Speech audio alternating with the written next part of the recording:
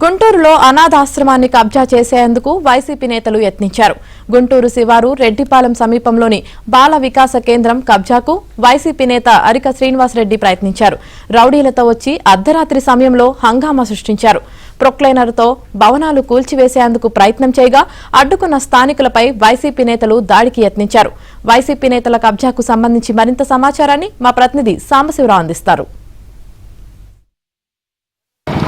గుంటూరు నగరంలో ఒక అనాథాశ్రమాన్ని కబ్జా చేసేందుకు వైసీపీ నేతలు ప్రయత్నం చేశారు. గుంటూరు నగరం రెడ్డిపాలెం సమీపంలో ఉన్న బాల వికాస కేంద్రం పేరుతో నడుస్తున్న ఒక అనాథ ఆశ్రమాన్ని కూడా అర్ధరాత్రి వైసీపీ నేతలు కూల్చివేసి కబ్జా చేసే ప్రయత్నం చేశారు.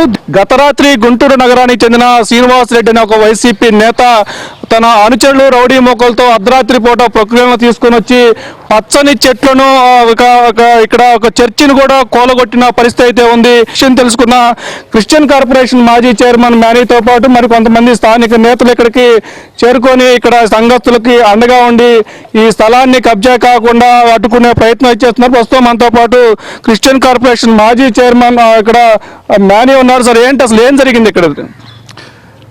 వైఎస్ఆర్సీపీ చెందినటువంటి నాయకుడు దీన్ని కొనుగోలు చేశానని చెప్పి రౌడీ మోహలను తీసుకొచ్చి రాత్రి 1 గంట టైంలో లైట్లన్నీ కూడా ఆర్పేసి కరెంట్ తీసేసి ఇక్కడ ఉన్నటువంటి వాచ్మెన్లు వాళ్ళందరినీ కూడా భయభ్రాంతులు చేసి చర్చిని కూలగొడతామనేది జరిగింది.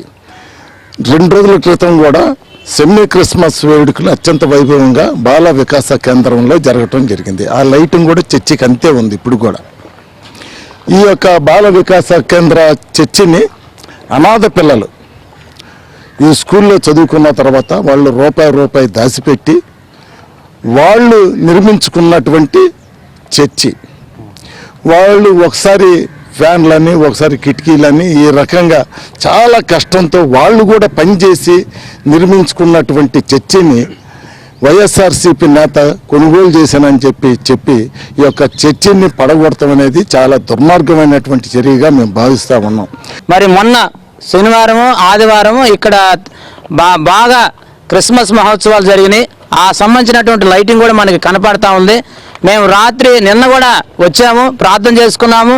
ఇంకా క్రిస్మస్కి అనేక మందికి సహాయం చేద్దాం, దుప్పట్లు పంచుదాం, అనేక మందికి సహాయం చేద్దామని మేము సిద్ధపడుతున్న తరుణంలో రాత్రి 10:30 నుంచి 12 సమయంలో మాకు తెలియనటువంటి వ్యక్తులు కొంతమంది ప్రవేశించి అక్కడున్న గేటుకి తాళాలు వేసి మరి అనేక మంది అల్లరి మోకలు వచ్చి దీన్ని అంతా ఈ క్రేన్తో పడేశారు.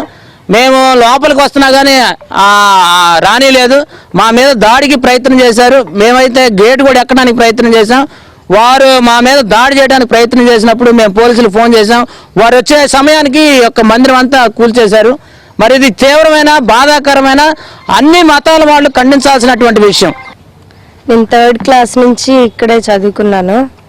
3rd క్లాస్ నుంచి 2014 వరకు MBA ఫస్ట్ ఇయర్ వరకు ఇక్కడే చదువుకున్నాను. ఇక్కడే నేను చదువుకున్నాను. ఇక్కడే నాది మొత్తం. ఇంటికి కూడా సెలవులప్పుడు 1 నెల, మే నెల వరకే. క్రిస్మస్ వచ్చిందంటే ఒక 10 డేస్ వరకే. నా జీవితం అంతా హాస్టల్తోనే ముడిపడింది. నేను మ్యారేజ్ చేసుకుంది కూడా ఈ చర్చిలోనే. నా హస్బెండ్ కూడా హాస్టల్ ఇక్కడే చదువుకున్నాడు. అయితే మేము కోరుకున్నది ఏంటంటే, మేము ఇక్కడే పెరిగాము. మాతోనే కాదు, మా తర్వాత మా లాంటి వాళ్ళు ఎంతోమంది ఉంటారు. మేము అమ్మ నాన్న ఒకళ్ళు విడిచిపెట్టిన వాళ్ళు లేదా ఇద్దరు లేని వాళ్ళు, మాలాంటి వాళ్ళు ఎంతోమంది ఉన్నారు. అలాంటి వాళ్ళకు ఉపయోగపడాలని మేము కోరుకుంటున్నాము.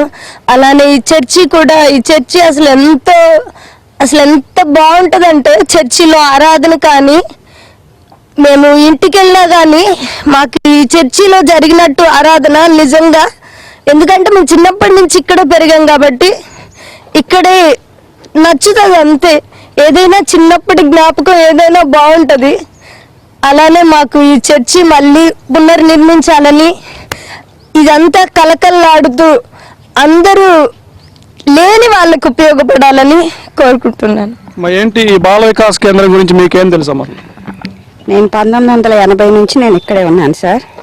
90 వరకు ఉన్నాను. 10th క్లాస్ వరకు ఇక్కడే ఉన్నాను. తర్వాత నేను మ్యారేజ్ చేసుకొని వెళ్ళిపోయాను సార్. ఫస్ట్ నుంచి కూడా నేను ఇక్కడే ఉన్నాను సార్. వీళ్ళతో మాకు చర్చిని ఇట్ట కూల్చటం, క్రిస్మస్ సీజన్ ఇది కాక ఇట్ట చేయటం మాకు నచ్చలేదు సార్. మేము అడిగినప్పుడేమో సైలెంట్గా ఉన్నారు. మేము ఎవరు నా పెళ్ళికి వచ్చి కూల్చేశారు.